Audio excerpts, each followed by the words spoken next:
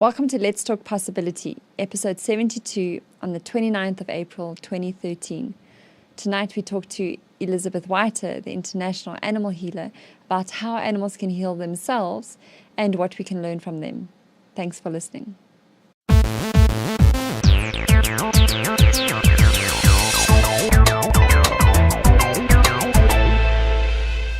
Welcome to Let's Talk Possibility, where we explore ideas, challenge thinking, and inspire action. I'm Talana Simpson, and with me is my co-host, Mongezi Mtati. Hello. Elizabeth Wyatt is a qualified animal and human healer with a complementary animal clinic in England. She teaches people to become animal healers through her diploma courses and her book, The Animal Healer.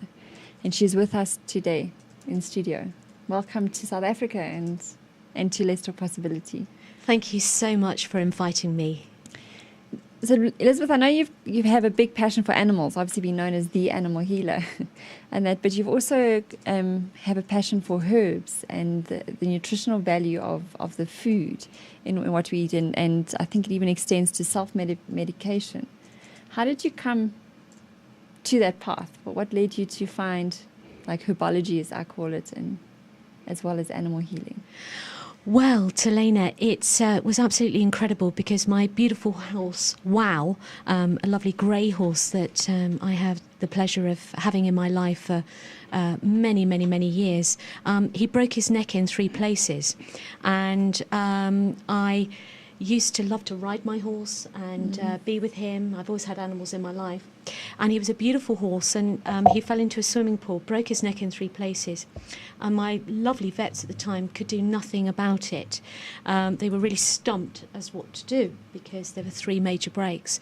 And at that time, I used to work for a national newspaper, which was the Daily Mail. And I thought there must be something else I could do. And it was really incredible because I found Wow was self-selecting a lot of herbage in his field.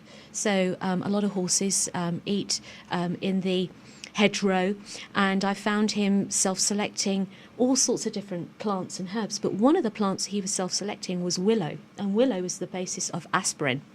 And he would literally take all the bark off this tree.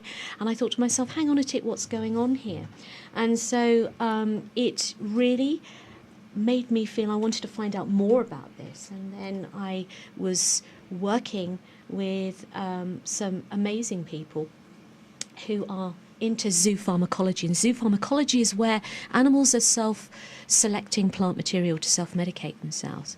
Amongst all of this mix, I came across a fantastic holistic vet who basically is a vet who is trained and has added to his toolkit acupuncture or homeopathy, herbs, plants, etc.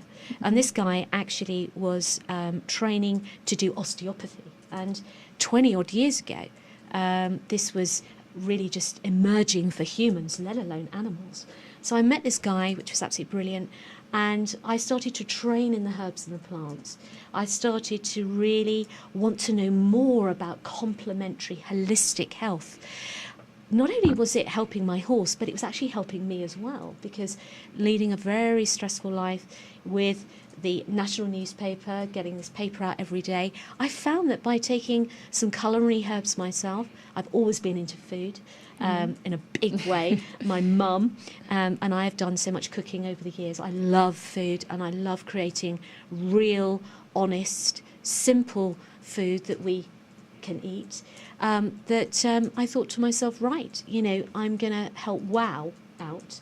And to cut a long story short, with my training in herbs and plants and zoo pharmacognosy, he actually made a full recovery with osteopathy from the vet, through deep relaxation techniques that I was offering him, which is called energy medicine. And I can honestly say that anybody who's listening in today, to be able to have a lovely relaxing massage, for instance, or do some deep relaxation techniques using the breath, will totally understand where I'm coming from, because this is now being applied to a lot of animals and they love it. There is no placebo effect with animals. When you see them just lying down, sighing, a big yawn, going to sleep, under your hand, it's absolutely fabulous because they really love to have that kind of holistic treatment. He made a full recovery, and Wow went on to live till he was 22 years of age. He died 3 years ago. But after he experienced this, he then became like an educational horse for other people. Not only did he help other people, but alcoholics, also some of my human patients came to spend time with him and work with him through epilepsy, and people who were trying to build up their confidence again. He's even worked with prisoners to find themselves, because, you know, when you're suddenly presented with yourself with a beautiful, huge horse, like Wow and many other horses, you know, if you don't know horses, sometimes you can feel a bit intimidated by them. Yes. But he's been the most remarkable horse, and through getting better himself and allowing him to self-select plant material for his wellness, as he would in the wild.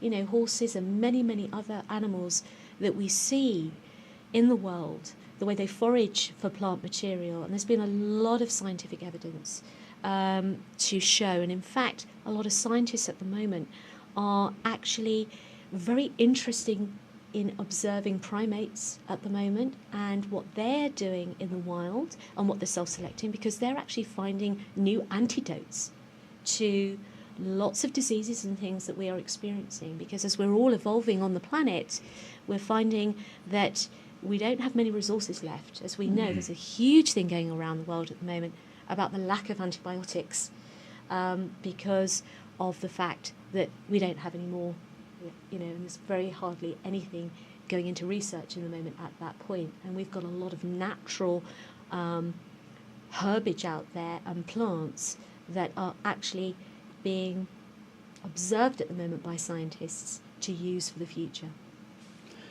So insofar as I mean, you talked a lot about Wow self-selecting some plants around him, and you know, and essentially healing as a result of eating the plants that surrounded him.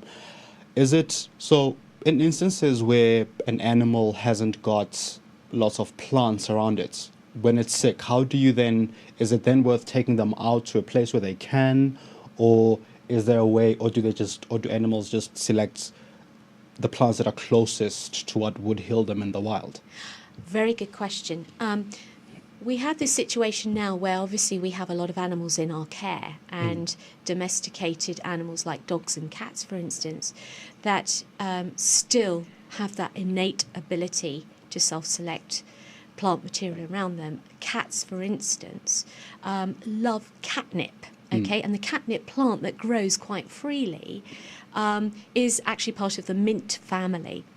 And so animals that can have variety, so for instance, a lot of people that will be listening have cats and dogs in their life. I mean, there's 9 million cats, 9 million dogs in the UK alone that we have in our care. Now, every dog, from your Chihuahua to your St. Bernard to your Husky, have all evolved from a wolf. And what do wolves eat in the wild? Obviously, they would take out wildfowl. They would scavenge for eggs. They would eat berries and nuts and seeds. So all these kind of things that are there available to them, we can offer these to them on a self-select basis. Okay. I love the fact, I'd love to send my dogs out to go and find things, but the trouble is we have a lot of rules and regulations back at home, and we can't allow dogs to just go off the lead, if you like, off out and about, because, you know, obviously we have livestock, we have sheep, chickens and all sorts of things. But what I do love is I love observing my dogs eating grass. And lots of people ask me in my clinic, why does my dog or why does my cat do this? And just to let people know that, you know, when you see your dogs eating the very tips of the grass, this is really important for them for many, many reasons, and cats do it as well. If you can imagine that tip of the plant is the youngest part of that plant, it's making its way towards the sun, if you like. This has got the highest amount of chlorophyll in it.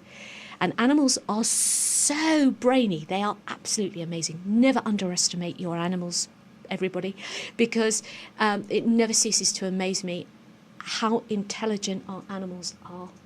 And this chlorophyll at the end of each of the grass, if you like, this is the youngest tip.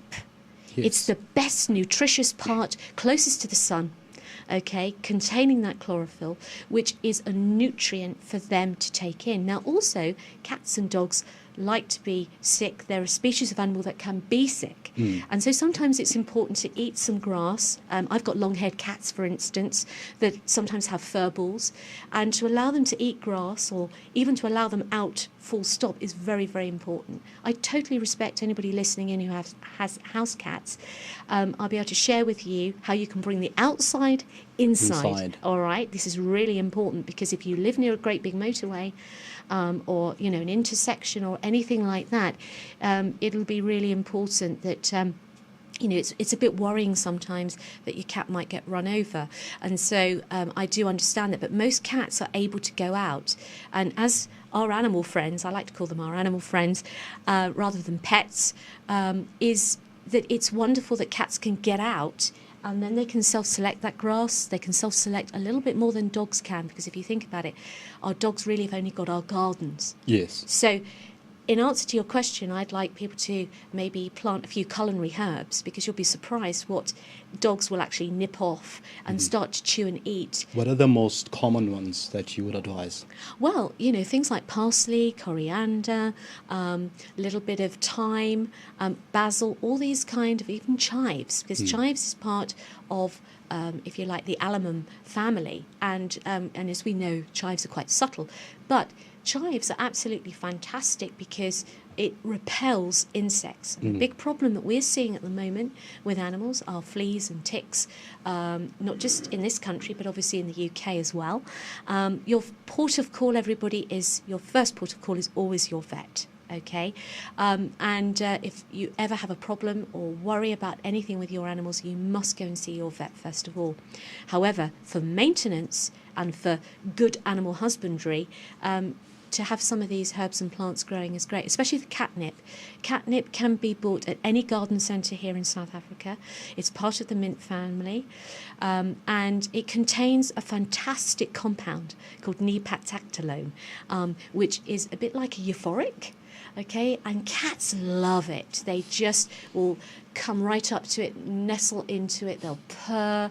And that purring has actually been proven by the University of Tokyo, and I work in Japan and work with some of the scientists that have proven this, is that by purring, it releases endorphins in the body. And those endorphins are important not just for humans, but it's important for dogs, cats, any animals in our care, and wild animals as well. Anybody listening in who have got game lodges and what have you, what is important is a release of serotonin in any mammal, because this raises the endorphins in the body. And I believe, Telena, you have a parrot as well who's living to such a ripe old age. You and I have had a fantastic conversation about him already. But to release those serotonin levels in the body, these are the feel-good hormones, and every animal has them, which is part of the endocrine system in the body. You also talk a bit about how animals pick up on our emotions and stress. Yeah. What can we do about our own sort of stress and emotions to help our animals, in essence? Okay, very importantly is that animals really mirror us. And dogs, for instance, okay, a lot of people have a dog in their life.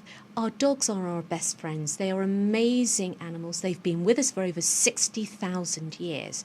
And, you know, how man has developed that relationship with dogs has been absolutely incredible. So throughout all of time, we've started to build up this amazing relationship, which is a relationship of trust. And dogs can really pick up when we feel sad, when we feel happy, like my beautiful terrier, Morris. Okay, Morris has come from the National Animal Welfare Trust. All of my animals have come from rescue. And Morris was abandoned in a house originally. And so when we took Morris on, we did a lot of rehabilitation. Don't ever give up, anybody who's listening to this programme.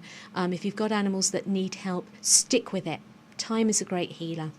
And so Morris really needed a lot of help with the rehabilitation. Now, because he was always thinking he was going to be abandoned, every time we went shopping, even to the shops, he had 3 other dogs with him, even though he had a pack, and the other dogs were really happy and settled down in their beds. He would be quite frustrated. So I had to kind of, like, if you like, almost talk to him, communicate with him. I mean, we all communicate with our pets. It's very easy. But giving him in his mind that I was actually only going to be about 15 or 20 minutes, that I would be back, or half an hour, or whatever it would be. And as time went on and he really trusted the fact that I was going to be coming back at that certain time, he became less agitated and he was able to really relax down with the other pack. Now, when I go away, like this trip coming here to South Africa, I'm here for quite a while, as you can appreciate, and I didn't even have to have the suitcase out, all right, or anything. He knew.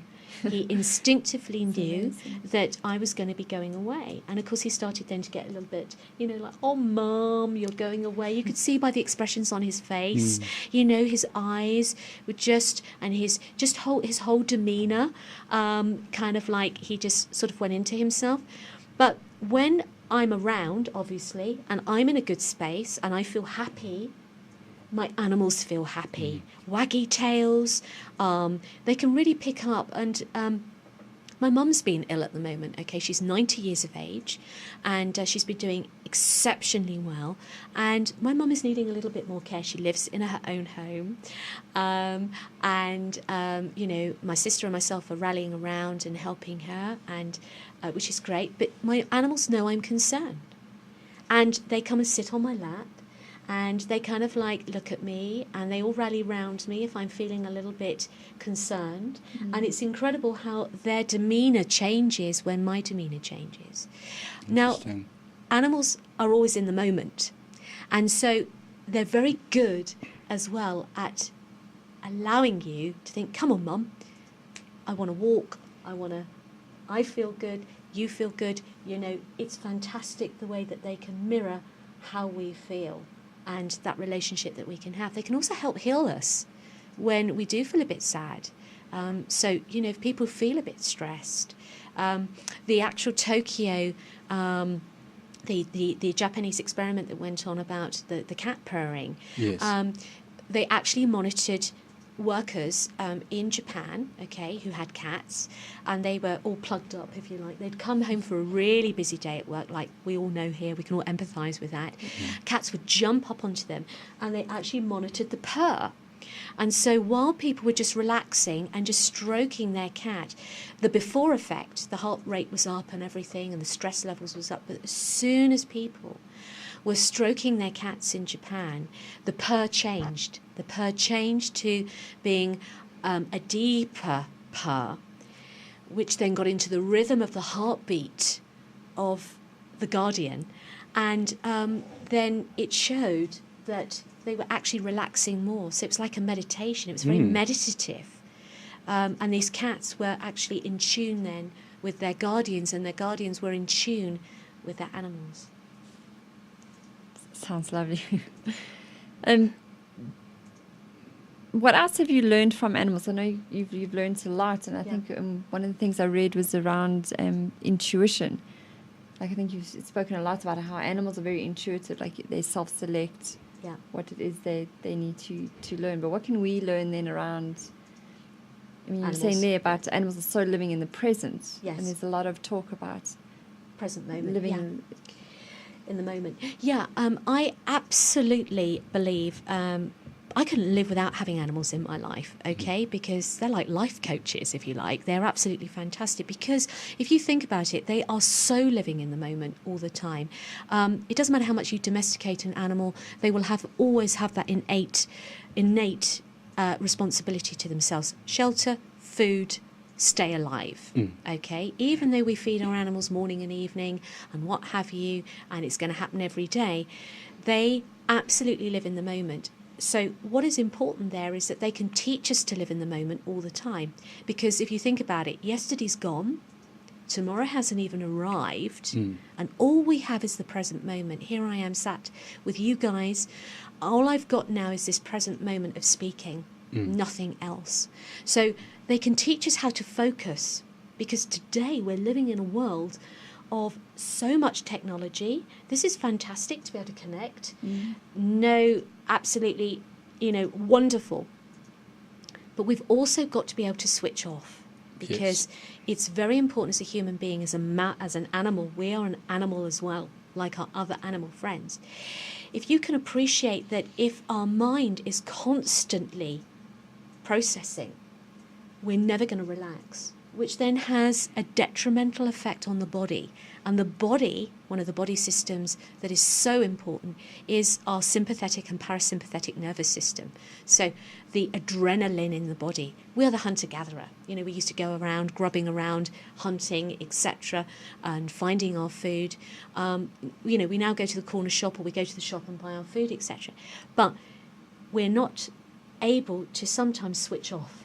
And this is incredibly important to get that balance right. And animals really help us, especially our dogs and cats, really help to find that balance, especially playtime. When you watch a pack of dogs together and the way they play, the big word for them is joy, G-O-Y. Yes. And it's about us bringing joy back into our lives, because the more that we omit that, and I'm going to call it energy, we're all made of energy. We're made of a vibration, and that is called energy.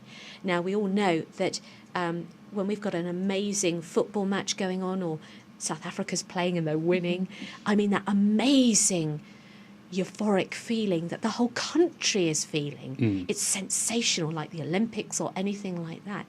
But, the more that we can feel present moment and feel that joy in our lives, even just looking at our animals. And do you know what? They love us so unconditionally.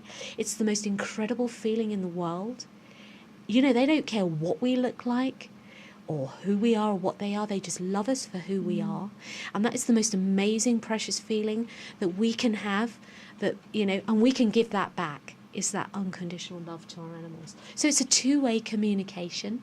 They're definitely life coaches. They are. So I just want to give a few tips. You spoke earlier. The one tip I just want to pick up on is, because we didn't finish the loop. You're talking about animals like cats that are housebound, that can't go out. Yes. Because Yes. Any tips to bring nature into them? Yes. And that might lead also to your top tips from your kitchen cupboard. Yes. So just one or two of those that you would like to share. Okay. Why it's so important, I suppose, that we Absolutely. First of all, with cats, I feel it's really important for cats that when they're housebound for whatever reason, through rehabilitation, or some cats actually don't want to go out sometimes. They're seniors, and I love to bring the outside inside. So whenever you're going out for a walk, for instance, if you see some fallen tree logs or some branches that have fallen, that have been unsprayed, of course, and bring these in. These make magnificent scratching posts, okay? Because cats, like our beautiful cousins here, the big cats that are no different from our domesticated moggies here, I can tell you now, I've worked with plenty of them, is that those scratching posts are very important for their claws, to be able to work the claws, and also, you can bring the catnip we were talking about earlier. If you've just joined us, by the way, we're talking about a very important house plant called catnip. It's part of the mint family. Now, you can grow this indoors, everybody. Go to your garden centre just down the road and ask for the cat mint. But don't be surprised that when you put it in on the windowsill, it won't last for long. Because cats just adore it, they eat it, they snuggle up against it. So bringing catnip in, it's a good house plant, everybody, all right? The other thing to do is actually bring some grass in. for the cats, all right? We have things called cat grass, but at your garden centre, everybody sells lawn, so lawn turf. And what you can do is you can get some lawn turf, okay, and maybe... somewhere in the house that you can put this and water it, and just lovely grass, because cats love to roll in grass, normal grass. So if you've got space that you can put this is really, really important. The other thing is access to sunlight. Animals like us cannot create our own vitamin D. We have to have this from the sun. And I know you might turn around to me and say, yeah, but I've got plenty of windows here. It's very important that there is direct sunlight somewhere in your house, that cats can find a windowsill or be on the carpet and have that direct and they do contact. enjoy that sun. They really do. This is very important, because if you've got net curtains, everybody, it's shading a little bit, but you'll be surprised how many cats will go and find that space. They will sit there. Now, when I work in Tokyo in Japan, it's very difficult, because a lot of cats live in apartments and some of them are not sun facing. So cats do suffer from SAD as well, the seasonal disorder, and so it's very, very important that we have some sunlight coming in. Another top tip is a water fountain for your cat. Lots of cats love to travel to the bathroom. They like to go into a shower and lick the water from the shower. So, this isn't a bad thing, everybody. So if you do allow your cats access to all over the house, and I know many of you do here, I've met a lot of you that allow the cats to have access everywhere. If they drink like a slight dripping tap, and I know this is a slight waste of water, but if you do have a bit of a dripping tap, don't worry about that, because the cats actually love to sit in the basin and just take some of the water. If the plumber isn't coming out, then just let them do that. Or a water fountain. There's plenty of these online. If you Google water fountains for cats, this is great. They have great fun. If you can imagine that even our domesticated moggies have come from the servals that you've got in this country, and the big cats that are their cousins. Big cats love to drink from rivers, from streams, and all cats that I've come across love running water. So that's for our cats. Now, dogs that are in rehabilitation, big thing is, I'm so pleased to see around the world, and I travel extensively to meet all dogs from all over the world in my clinic, is that a lot of dogs are reaching a senior age. This is brilliant. Some dogs are really getting to a ripe old age, and this is because obviously of better as animal husbandry skills. We're looking after dogs better and understanding them more. But I will say this, it's very important, if you've got a senior dog, everybody, that has got back problems, an orthopedic bed. They're quite expensive. They are simply amazing mattresses, because when dogs get a little bit older, it's very important that they have an orthopedic type bed, and there's plenty on the market, everybody, ranging, I don't know what it is in rand, actually. The same price. I would say from, say, like 300 rand to about a couple, 2,000 or 3,000 rand. Yeah. All right, but also always making sure that with our dogs, they've got somewhere really cosy to stay and sleep. Also, just to let you know, everybody, with laminated floors and marble floors, etc. Obviously, this is a hot country, and you've got fabulous flooring here. The only trouble with laminating your floors and wooden floors, etc., with seniors, is that they do skid about. So if you could have some runners going along the middle so that dogs can go along on the small, like, strips of carpet, etc., this will be very, very important. Coming to the store cupboard tips, I make a lot of dog food and cat food for my own animals, but some of you might like to get involved in making a few treats. If I've got bakers out there that are listening, one of my favourite recipes is a few things that we all have in our cupboards. Eggs, for instance. I eat eggs. Organic free-range eggs is very, very important, knowing that our chickens have had a good life while they're here and laying eggs, especially free-range, because they actually eat a lot of herbage. I will come on to chickens in a minute, and I work a lot with organic farmers, and people with plots of land, and you might have a few chickens. You'll be surprised what they love herbage-wise. And this will all come through into the eggs that you are eating. Always remember, anything you feed animals that are coming into the food chain, whatever you are going to feed them is going to go ultimately into your own body.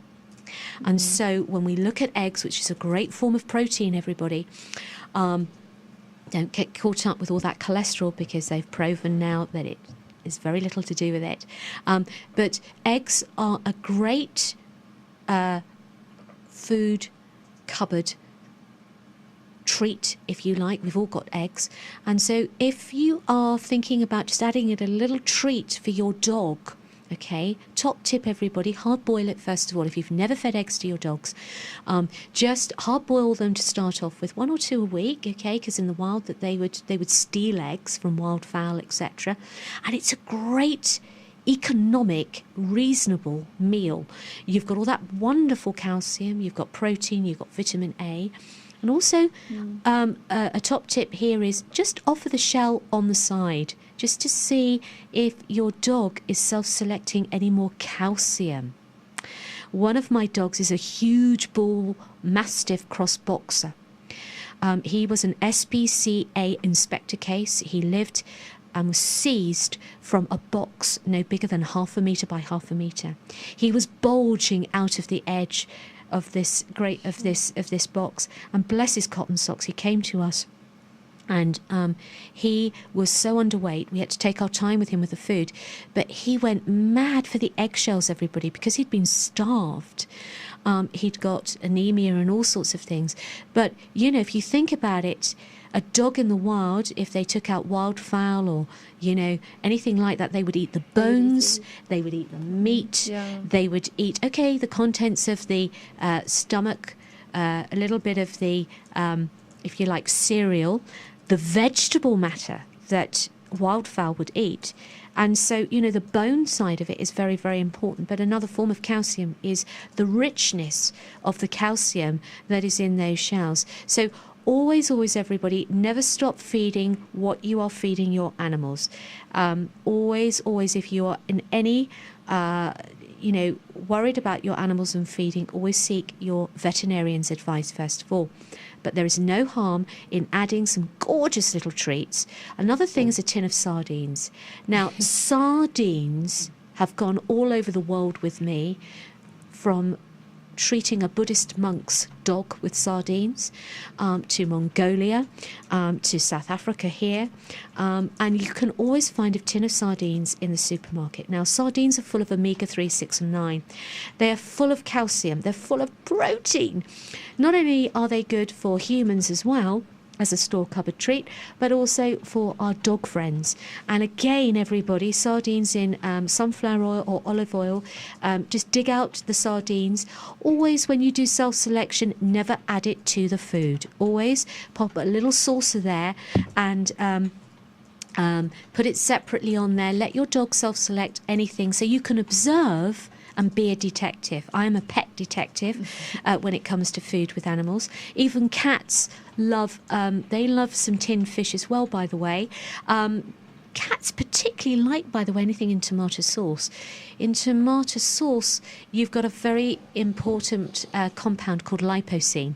And lipocene is very helpful with animals that have cancer or tumours. You know, we're seeing a lot of animals that are going down with a lot of diseases that we suffer from. And so there's a lot of things you can help animals with, as you can with humans, with cancer treatments. Just before we close, in your book, you say one of the problems with modern education is that it teaches us. Okay. Just a bit of a technical glitch, so I had to look to the side in case you're wondering out there. In your book, you say one of the problems with modern education is that it teaches us that science is king. Have you got some anecdotes to share with us from some of your work? Well, science is extremely important, and I think what is really important here is the animal work that we do works hand in hand with the science fraternity, because I'm not an alternative practitioner. I don't like the word alternative because it means, to me, it sounds like There is only one thing or the other thing. Basically, in holistic health, whether it's for humans or animals, we're talking about holistic health. This is where complementary health, okay, whether you're human or animal, complements allopathic medicine. Allopathic medicine is medicines that have been made, and so let's give a little bit of importance here to the allopathic medicine, because practically every allopathic medicine there is on the market today, apart from fleas and worms, is actually a human drug that is given to animals. So all the human drugs out there are actually animal drugs as well. And but what I think that we do need to respect with animals and with ourselves is our innate abilities. Science hasn't got the answer to everything. We actually all have a sixth sense. This is our gut feeling. We all have gut feelings about things. And just going back to something Telena was mentioning, was that how amazing was it when we had the tsunami that hit parts of Asia and Sri Lanka. Now, I work in Sri Lanka, was when dogs and the elephants, they knew days before that they needed to get to higher ground. Elephants were breaking free because a lot of logging, a lot of the elephants are used for logging, and in Sri Lanka they were going mad. They were doing their job, and then suddenly one day all of them as a herd were needing to break free. And they did, from doing their logging duties, and a lot of them escaped and moved to a higher ground because Sri Lanka was hit by the tsunami. Dogs, and even animals in zoos were going berserk because obviously they couldn't get themselves free. So, there's lots of innate abilities that animals have, okay, like the self-selection, like the innate ability of a tsunami or something similar to that to go away. It's like even before a thunderstorm happens, if you look in a field, anybody can just be driving past a field and you will see cattle lying down. Okay, they're preparing, even though it's a nice day, they actually know the weather before we do. Yes, long before, yeah. Exactly. And so, we could learn so much from animals. And earlier when we were discussing about how scientists are now really observing some animals in the wild, and especially here in Africa with all different types of primates, and that they're observing how they are self-selecting plant material to self-medicate themselves. One example of this is a very well-documented piece of work, is whereby scientists were observing some primates out in the jungle, and they were picking off a plant that looks like a toilet brush. Now, everybody's got a toilet brush in their bathroom. So if you can imagine that shape of this plant, and they were ingesting this plant completely whole, not even biting into it. And they saw that this plant was going down the esophagus, okay, making its way into the stomach. And after a period of time, they noticed, the scientists, that this plant was coming out whole at the other end of the body, out of the anus, and it was covered in parasites. It was a self-wormer. They were self-worming themselves. And this didn't happen once. This was happening with the whole troop. They know when to worm themselves, etc. And so, and fleas and stuff like that, there are certain leaves of plants that they will rub themselves, and so that they can deter. Birds, for instance, that are here in South Africa, the swallow. The swallow is here, the swallow is in the UK, and in fact it's in the UK at the moment, because I have 54 swallows that come back from South Africa, who are now in my barns breeding, okay? But what they do is, okay, they come into my gardens, and this has also been scientifically proven, they take herbage to line their nests that have antibiotic qualities, so that can repel any insects. Sure. Because obviously you can appreciate that when the babies are, waiting to be fed from the swallows, the nest is becoming full up, if you like, with poo. And it's really important that they have got properties surrounding the inside of the nest that can deal with this, that can deal with not only just the smell, but not cause any infections. So we see thyme lined around. We see lemon peel and lemon And bay leaves, I don't know if you have many bay leaves here, okay? Bay leaves are actually intertwined within all the hay and everything else, because bay leaf, okay, is an antibiotic. It's a well-known antibiotic. So it's amazing. incredible that animals are using this. We've got a question on chat for everybody out there who was wondering what book I was talking about. It's this one, The Animal Healer by Elizabeth Wyatt. Babalo asked a question. She says, I have a Yorkshire and apparently they have sensitive tummies. Can I still give him sardines and hard-boiled eggs? Wonderful question. I'm loving it. Okay, with the Yorkshire Terriers, they have very, very sensitive tummies, and so do our Westies, okay? Now, what's very important is a little half-boiled half egg, and I'd like her to take out the sardine from the oil and not feed the sardine, the oil from the sardine, and just a little bit of the sardine, not to go mad, okay? Maybe once or twice a week. What's a little bit? Okay, I would say, you have 3 or 4 sardines in a tin. Yes. So just half of one sardine and put the other half in the fridge and use that a couple of days later. Okay. Everything must be in moderation, tiny amounts for any animals that perhaps have only ever had a dried food diet, because lots of animals are on only a dried food diet. They've only ever known that since a puppy or a kitten. And of course, to suddenly have real food could have a little effect on the stomach. Just maybe slowly introduce it. Thank you. Yeah, most definitely slowly introduce any food that you're going to. And then encourage the self-selection. Yes. So putting it there and letting the pet actually choose how much they want of what the little bit that you're offering. Exactly, and not to mix it in with the normal food, because what we're observing here is what they're doing with it. Okay, and not all dogs. Everybody says, but my dog he'll eat from the rubbish bin, he'll eat everything. You'll be surprised what some dogs will eat and what they won't eat. Thank you so much. That was a really insightful show. To find out more about our guest, Elizabeth Wyatt, have a look at her profile on our website. And one way to contact Elizabeth is at healing. Okay, is that healinganimals.org? Yes, that's right. It's www.healinganimals.org. Also, if you'd like to join me on a workshop this Saturday, north of Joburg, we've got a one-day workshop where we're going to be making all these wonderful topical treatments for flea and fly and what have you, some pet treats, and also working with dogs and horses. Then please go to www.hayhouse.co.za. That's hayhouse, hayhouse.co.za, and we've got a few spaces left if you'd love to come and join us for a fun day working with animals. Awesome. Thank you so much for sharing that. And you can share your views with us and your anecdotes about animal healing and your animals self-selecting things from your garden on our Facebook page. Wonderful. Facebook.com/Let's Talk Possibility. Join us again next week. Yeah, we're going to be talking about how to improve productivity.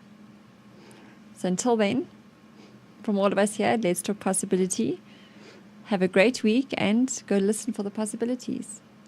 Thank you. Lovely to speak to everybody, and bye-bye.